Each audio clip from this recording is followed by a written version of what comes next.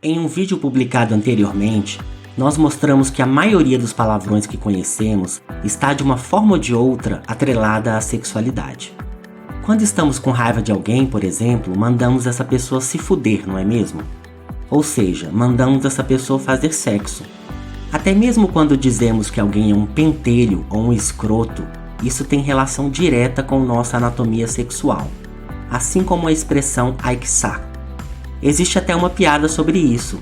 Tem uma que diz assim: o pior inquilino é o espermatozoide, pois ele mora na casa do cacete, o prédio é um saco e os vizinhos da frente são um pentelho. Então, é simples perceber que por algum motivo desenvolvemos um forte antagonismo em relação ao sexo.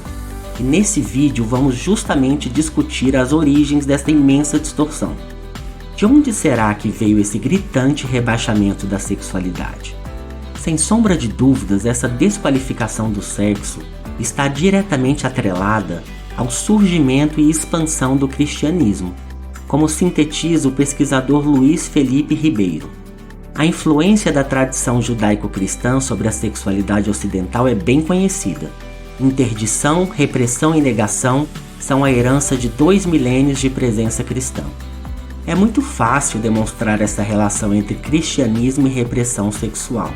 Por exemplo, quando pensamos na pessoa de Jesus Cristo, costumamos atribuir a ele todas as qualidades possíveis, como amor, bondade, caridade, compaixão, paz, pureza, verdade, santidade, justiça, etc. Não é mesmo? Mas qual é a única coisa que nunca iremos associar à figura de Jesus? Isso mesmo, sexo. Chega até a ser uma heresia pensar na vida sexual de Jesus, heresia digna de fogueira. Mas por que seria tanta heresia assim? Ora, porque uma pessoa tão iluminada quanto Jesus não poderia ter nenhuma relação com algo tão mundano como o sexo. Até mesmo com relação ao seu nascimento, o cristianismo conseguiu operar convenientemente uma asepsia de qualquer vestígio de sexualidade, alegando que ele teria nascido de uma mãe virgem, realizando assim um apagamento completo das suas origens sexuais. Como é possível engravidar sem o ato sexual? Isso contraria todas as normas da biologia, mas a mensagem subliminar não poderia ser mais clara. Um ser tão divino não poderia vir ao mundo através de um ato tão obsceno como o sexo. Não, ele veio ao mundo através de uma mãe virgem e imaculada. E por que imaculada? Justamente porque concebeu sem a mancha do pecado original, ou seja, o sexo. Esse é o motivo pelo qual ainda hoje é difícil para nós associarmos maternidade com sexualidade. No nosso psiquismo isso vem como uma contradição, pois uma coisa é pura e a outra é obscena. O que na verdade é um grande paradoxo, porque não existiria maternidade se não houvesse sexo, a não ser no caso de Jesus. O fato é que há claramente aí nessa visão de mundo uma ideologia de menosprezo por esse aspecto vital da existência que acabou sendo apresentado ao mundo pelo cristianismo como algo sujo, vergonhoso e pecaminoso, que deve ser evitado ao máximo, a não ser para a procriação, mas nunca por prazer. São Paulo, por exemplo, estipulou que o ideal de conduta era o celibato. Bom seria que o homem não tocasse em mulher. Mas para aqueles que não conseguem se controlar, devem pelo menos se casar, como ensina o apóstolo. Mas, se não podem conter-se, casem-se, porque é melhor casar do que se abrasar. Aliás, até mesmo o sexo marital com a finalidade única de procriação já foi considerado pecaminoso, pois, segundo escreveu o teólogo Hugúcio no século XII, sempre ocorre com excitação e prazer, que não existem sem pecado. A verdade é que o cristianismo instaurou uma verdadeira guerra contra os prazeres do corpo este que passou a ser visto como o grande inimigo do espírito. Papa Gregório o Grande chegou a dizer que o corpo era a abominável roupa da alma. A masturbação, por exemplo, que é fundamental para o autoconhecimento sexual, foi e ainda é severamente condenada pelo cristianismo. A página do Vaticano na internet ainda hoje insiste em dizer que a masturbação constitui um distúrbio muito sério, que é ilícito em si mesmo e não pode ser moralmente justificado. Não é à toa que muitos pais se sentem angustiados com o comportamento de masturbação dos seus filhos. Afinal, criança é pura e o sexo é ilícito, como explicou o Vaticano. Eu me pergunto, o que é que a masturbação pode ter a ver com a moral? Mas a própria medicina incorporou essa ideologia repressora, travestida de ciência, e até o século XIX defendia que a masturbação gerava graves doenças, inclusive deixar a mão cabeluda. E esse era um dos efeitos colaterais mais brandos que se atribuíam ao chamado sexo solitário.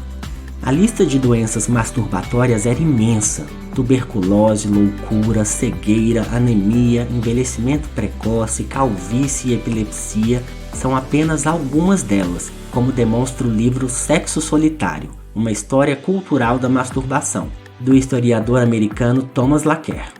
Este exemplo da masturbação demonstra claramente o casamento da ciência com a religião na propagação de valores morais repressores. Na narrativa bíblica, Onã, o segundo filho de Judá, foi destruído por Deus como castigo pelo delito de derramar a semente no chão, já que na cultura cristã qualquer atividade que não leve à reprodução é condenada, como sexo anal e oral, por exemplo. O termo onanismo virou sinônimo de masturbação em função dessa referência bíblica. Nos livros penitenciais que serviam como guia para orientar os padres nas confissões, os pecados sexuais possuíam vários itens e punições muito severas, como explica a pesquisadora Valéria Melk. Nessa lista poderíamos encontrar sexo fora do casamento, adultério, masturbação, prostituição, coito interrompido, homossexualidade, sexo com mulher grávida e sexo com mulher que já não pode engravidar. Todos partiam da mesma fundamentação, pois eram atos de luxúria, já que não tinham finalidade de procriar. Todo esse antagonismo em relação à sexualidade acabou se estendendo aos órgãos genitais também.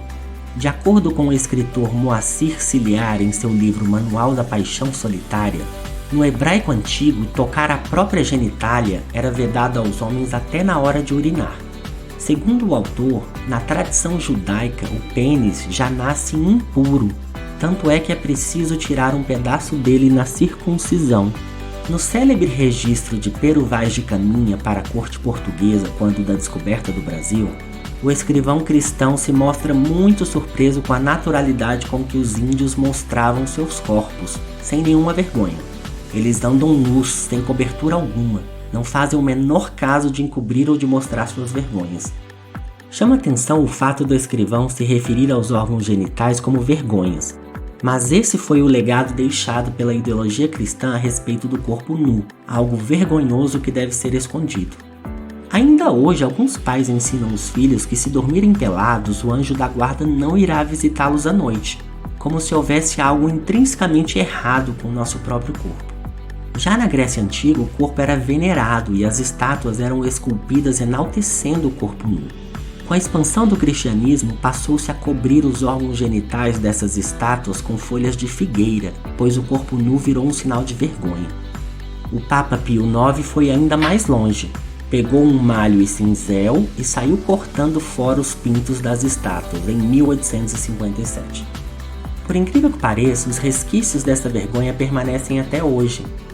Em 2019, a Unesco obrigou o artista plástico a cobrir suas estátuas com calcinha para não ofender o pudor dos visitantes. O que importa é perceber que essas ideologias, de uma forma ou de outra, acabam tendo um efeito muito opressor sobre as pessoas, gerando culpa, medo e vergonha. Muitas pessoas sofrem com isso, em especial porque o cristianismo também traz a concepção de um Deus punitivo e onisciente, que sabe tudo o que fazemos e escrutina cada pensamento nosso, mesmo quando estamos sozinhos, e ai de quem desobedecer, pois pode ser condenado ao fogo eterno do inferno. Para aumentar ainda mais o controle dos fiéis, a Igreja instaurou o mecanismo da confissão, que obriga os cristãos a revelarem qualquer deslize no controle dos impulsos, até mesmo no nível do pensamento, como explicou o pensador Michel Foucault. Todas as insinuações da carne, pensamentos, desejos, imaginações voluptuosas, deleites, movimentos simultâneos da alma e do corpo, tudo isso deve entrar agora em detalhe no jogo da confissão e da direção espiritual. Tudo deve ser dito. É difícil conhecer o sofrimento das pessoas com toda essa repressão sexual religiosa, porque em geral as pessoas vivem isso no seu íntimo e não costumam compartilhar essas dores. Porém, o Big Brother Brasil acaba fornecendo uma oportunidade única para conhecermos as pessoas em sua intimidade. E nesta última edição pudemos testemunhar o sofrimento da maquiadora Juliette, que expôs abertamente os problemas que teve durante muitos anos com sua sexualidade por conta da religião cristã. Por muito tempo eu associei a sexualidade e a relação sexual. Eu misturava com o conceito da moralidade cristã. A vida cristã tem um conceito de virtude que eu não concordo e isso me ocasionou graves problemas sexuais. Por exemplo, eu vim me masturbar adulta. Eu me culpava o tempo inteiro. Tanto é que, para eu perder a virgindade de 20 para 21 anos de idade, mesmo em um relacionamento sério com uma pessoa, eu não conseguia. Tinha crise de pânico. Me sentia suja. Sentia que estava fazendo algo contra minha família e contra Deus. Eu não tinha uma relação sexual normal e não foram meus pais que me botaram isso. Eu lia a Bíblia e queria ser fiel ao que ela prega, mas eu não sabia separar as coisas. Eu perdi minha virgindade praticamente sem querer. Quantos milhões de pessoas será que passam pelos mesmos conflitos da Juliette? Nunca ficaremos sabendo. Outro participante do BBB 21, o Gil do Vigor, também explicitou seu sofrimento por conta da condenação religiosa à sua orientação sexual. Ai, é muito chato você ficar se podando o tempo inteiro. Tudo que eu passei, até minha sexualidade dentro da igreja, tendo que esconder. Então como é que você vive sabendo, olhando na escritura, que você é amaldiçoado? Porque na Bíblia fala, maldito é o homem que se deita com o outro. Eu não fiz mal a ninguém. Aí eu fico me culpando, pedindo desculpa se eu não fiz mal a ninguém, entendeu? É muito chato ficar me sentindo errado o tempo inteiro. Um estudo da Universidade de Colômbia, nos Estados Unidos, concluiu que a probabilidade de um homossexual cometer suicídio é 5 vezes maior do que um jovem heterossexual. O jovem gay Iago Oliveira foi uma dessas vítimas. Não aguentou a pressão da família extremamente religiosa e preconceituosa que não o aceitava e acabou se matando. Em seu último post, Iago fez o seguinte desabafo: a vergonha da minha família sou eu pelos simples fatos de ser gay. Afinal, como eles dizem, ser gay é pecado. A mãe de Iago, muito cristã, se disse aliviada com o suicídio do filho gay, afirmando o seguinte: antes morto do que em pecado. Muitos outros homossexuais e transexuais morrem a cada dia no mundo em função do preconceito inspirado por esses dogmas sectários que condenam tudo que não segue um modelo estrito do que seria determinado por Deus.